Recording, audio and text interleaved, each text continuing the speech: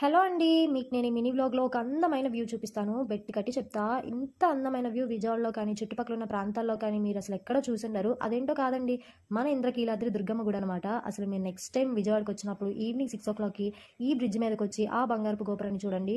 ఎంత బావుంటుందో. కుడివైపు ఉన్న దుర్గమ్మ తల్లిని, ఎడమ వైపు ఉన్న కృష్ణమ్మ తల్లిని చూస్తూ ఉండిపోతారు. ఎంత మంచి పాజిటివ్ ఎనర్జీ వచ్చిద్దో. ఈ బ్రిడ్జ్ మీదకి ఎంటర్ అవ్వగానే ఓం కనబడుతుంది.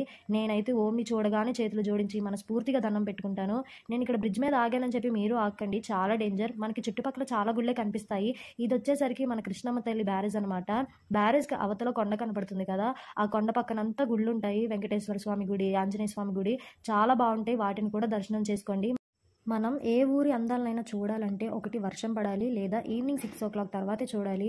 అసలు సన్సెట్ సన్ రైజ్ అయితే వెరీ స్పెషల్ అని చెప్పొచ్చు. ఇందాక మనం చూసింది బ్రిడ్జ్ పైన ఉన్న వ్యూస్ అనమాట. ఇప్పుడు మనం చూసేది బ్రిడ్జ్ కింద వ్యూస్. లైట్స్తో ఫుల్ గ్రీనరీగా ఉంటుంది, చాలా బాగుంటుంది.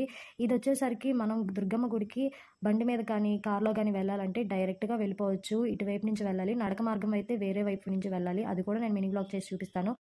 నెక్స్ట్ వీడియోలో కలుసుకుందాం. బాయ్.